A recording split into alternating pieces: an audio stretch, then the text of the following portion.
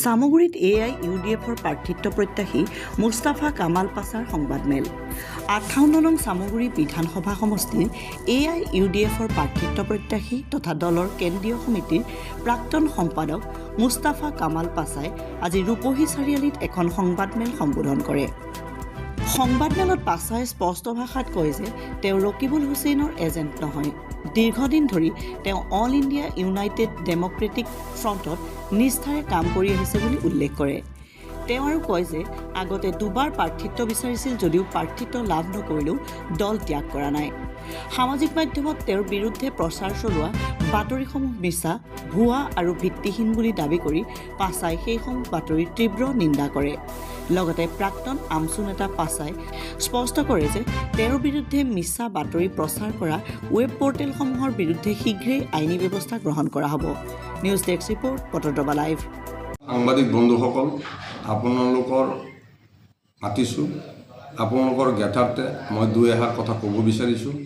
প্ৰথম কথা হৈছে যে আজি কিছুদিন পূৰ্বে এটা সামাজিক মাধ্যমত মোৰ বিষয়ে এটা মই নিউজ পালোঁ। তাত লিখিছে তেওঁলোকে যে মই প্ৰাক্তন মন্ত্ৰী সাংসদ ৰকিবুল হুছেইনৰ এজেণ্ট হিচাপে মই চামগুৰি বিধানসভা সমষ্টিত যি কাম কৰি আছোঁ AIUDF দলৰ তৰফৰ পৰা মই ৰকিবুল হুছেইনৰ এজেণ্ট বুলি তেওঁলোকে কৈছে। হয়তো তেওঁলোকে নাজানে, তেওঁলোকৰ হয়তো সেইটোৰ অভাৱ যে মই 2008 চনত AIUDF দলত যোগদান কৰাৰ পিছৰ পৰা আজিলৈকে মই AIUDF দল ত্যাগ কৰা নাই।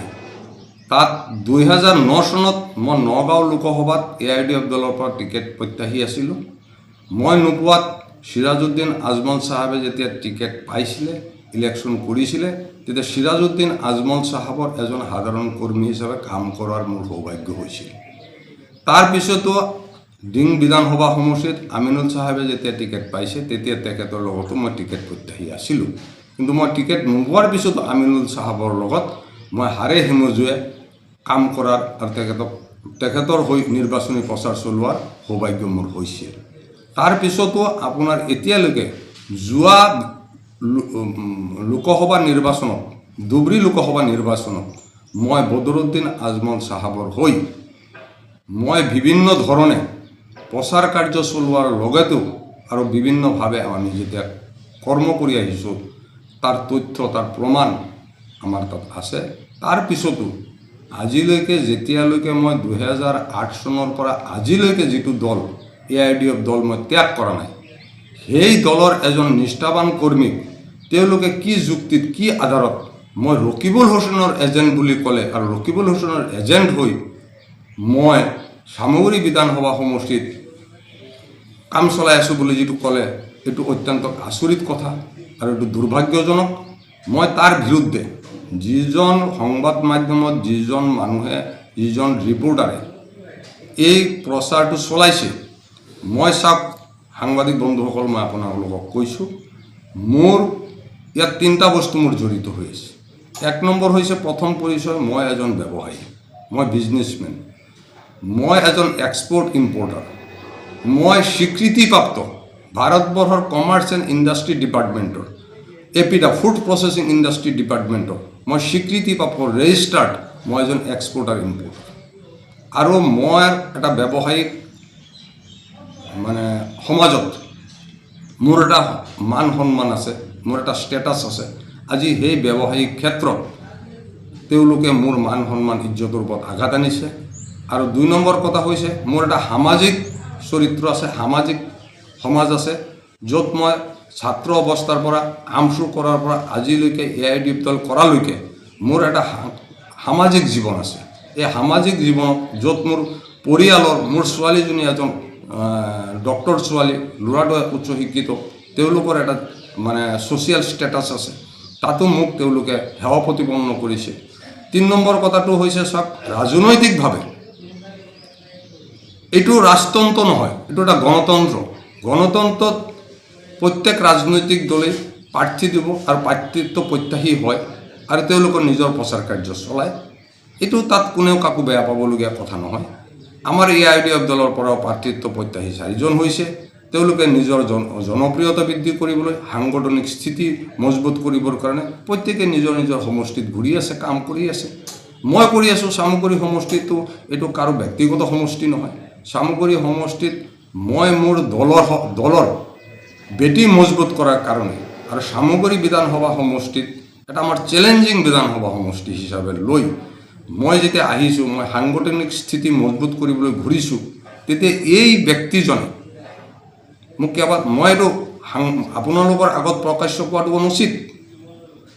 এই ব্যক্তিজনে মোক 2-3 দিন ফোন কৰিছে, ফোন কৰি তেখেতক ব্যক্তিগতভাৱে লগ পাবলৈ মোক কৈছে।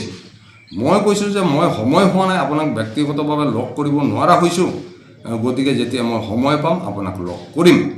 কিন্তু তেখেতে মোক আক্ৰোশমূলকভাৱে তেওঁ যিখিনি নিউজ মোক মানৱ সমাজত সেৱা প্ৰতিপন্ন কৰাৰ কাৰণে তেওঁ পৰিৱেশন কৰিছে, গতিকে তাৰ বিৰুদ্ধে মই আইনগত ব্যৱস্থা হাতত গ্ৰহণ কৰিছোঁ। প্ৰথম কথা হৈছে মই 3টা সমাজত, ব্যৱসায়িক সমাজত, সামাজিক সমাজত, ৰাজনৈতিক সমাজত মোৰ মান সন্মান ইজ্জতৰ ওপৰত আঘাত সানিছে।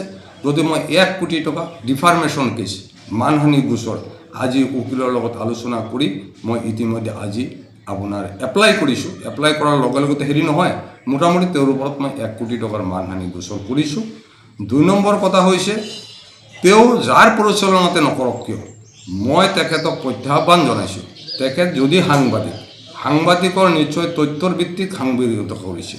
তেখেতে 2008 চনৰ পৰা আজিলৈকে, আজিৰ তাৰিখ এই মুহূৰ্তলৈকে ৰকিবুল হুছেইনৰ এজেণ্ট হিচাপে যে মোক সাব্যস্ত কৰিলে, সেই তেখেতে যিকোনো এটা তথ্য, যিকোনো এটা ডকুমেণ্ট ৰাজহুৱা কৰক, যে টেলিফোনিক বাৰ্তা হওক বা ফিজিকেলি তেখেতৰ লগত মোক ক'ৰবাত দেখিছে, ক'ৰবাত তেখেতৰ লগত মই বহিছোঁ, তেখেতৰ লগত সামাজিকভাৱে ক'ৰবাত আলোচনাত বহিছোঁ বা কিবা কৰিছোঁ বা কিবা কথা বা কাৰোবাৰ জৰিয়তে ৰকিবুল হুছেইনৰ লগত কথা পাতিছোঁ বা টেলিফোনিক কোনো যোগাযোগ কৰিছোঁ। গতিকে মই দৃঢ়তাৰে ক'ব বিচাৰিছোঁ, মই চেলেঞ্জ কৰি ক'ব বিচাৰিছোঁ, যিহেতু মই পগলা হোৱা নাই, মোৰ ব্ৰেইন ডিফেক্ট হোৱা নাই।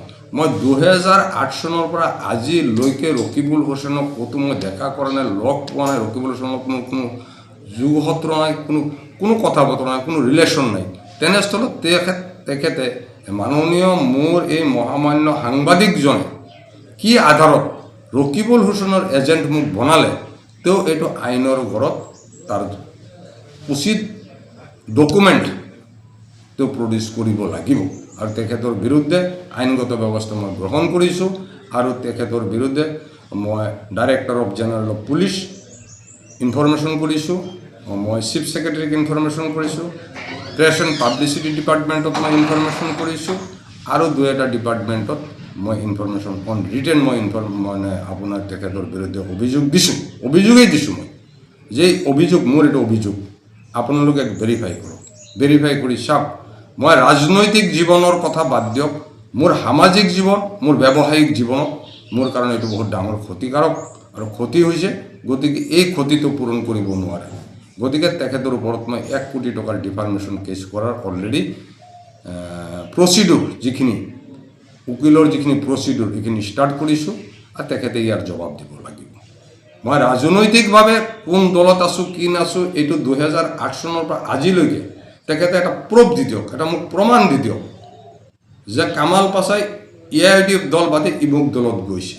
মই ৰকিবুল হুছেইনৰ লগত মিলি এইটো কাম কৰিছোঁ, ৰকিবুল হুছেইনৰ ঘৰত গৈছোঁ, যে ৰকিবুল হুছেইনৰ ল'ৰাৰ বিয়া গৈছে, তাতো ৰকিবুল হুছেইনৰ লগত যদি মোৰ ভাল আছিল মোকতো ইনভাইট কৰিলেহেঁতেন, মই গ'লোহেঁতেন, গোটেই অসমৰ মানুহ আহিছে, মই গৈছোঁ নেকি, তেওঁৰ তাত কোনো প্ৰমাণ আছে নেকি? যদি তথ্য আছে মই তেখেতক প্ৰত্যাহ্বান জনাইছোঁ যে আপোনাৰ তাত যদি কিবা তথ্য আছে যে ৰকিবুল হুছেইনৰ এজেণ্ট মই, সেইটো আপুনি প্ৰকাশ কৰক, ৰাজহুৱা কৰক, অন্যথাই আপুনি তাৰ জবাব দিব লাগিব।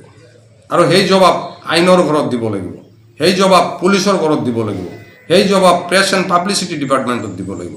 আৰু মোৰ সামাজিক জীৱন আৰু আপোনাৰ ব্যৱসায়িক জীৱনত ব্যাঘাত জন্মাবলৈ তেওঁক কোনো অথৰিটি তেওঁ নাই।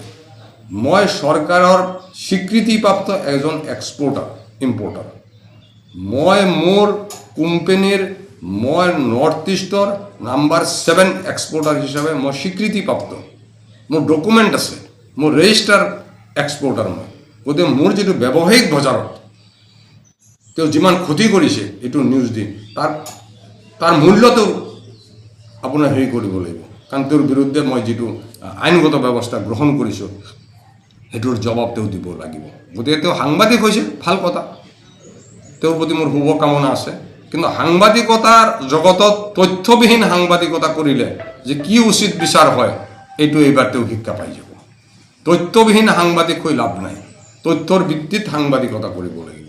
সাংবাদিকতা কৰিবলৈ গ'লে এজন মানুহৰ বিৰুদ্ধে, মই বুলি নহয়, কামাল পাছা বুলি নহয়, XYZ এজন মানুহৰ বিৰুদ্ধে ৰাজনৈতিক জীৱন ক্ৰেছ কৰাৰ কাৰণে তেওঁ যিটো নিউজ কৰিছে তাৰ তথ্যৰ প্ৰমাণ তেওঁ প্ৰডিউচ কৰিব লাগিব ৰাজহুৱাভাৱে। আৰু যদি ৰাজহুৱাভাৱে তেওঁ নকৰে, তাৰ আইনগত ব্যৱস্থা মই হাতত লৈছোঁ। আইনৰ জৰিয়তে মই তেখেতক ইয়াৰ জবাব বিচাৰিম। মই তেখেতক সমালোচনা কৰিবলৈ নাযাওঁ, কিন্তু আপোনালোকে সংবাদ মাধ্যমৰ মানুহে আপোনালোকে নিশ্চয় জানে, এজন সাংবাদিক হিচাপে নহয়, তেখেতক বিভিন্ন সময়ত বিভিন্নভাৱে পুলিচ প্ৰশাসনে বিভিন্নভাৱে নিৰ্যাতন কৰিছে। আৰু সেই ব্যক্তিজনে আজি মোক কোনোবা এজন বিশেষ ব্যক্তিৰ এজেণ্ট হিচাপে ক'লে সমাজে মানি ল'ব নেকি? তেওঁ যিজন ৰাজনৈতিক নেতাৰ পৰিচালনাত, যিজন মোৰ প্ৰতিদ্বন্দ্বী, টিকেট প্ৰতিদ্বন্দ্বী, তেওঁৰ পৰিচালনাত, তেওঁৰ নিৰ্দেশত কাম কৰিছে, এইটো চামগুৰি সমষ্টিৰ প্ৰতিজন ব্যক্তিয়ে জানে। আৰু যিজনৰ ব্যক্তিৰ পৰিচালনাত তেওঁ এই ঘটনা কৰিছে, তেওঁ উদ্দেশ্য প্ৰণোদিতভাৱে মোৰ বিৰুদ্ধে যিটো নিউজ কৰিছে তাৰ উপযুক্ত তথ্য প্ৰমাণ মোৰ হাতত আছে। প্ৰয়োজনত আইনৰ বৰত মই সম্পূৰ্ণ বস্তু প্ৰডিউচ কৰিম। বাছ, ধন্যবাদ সাংবাদিক বন্ধুসকল।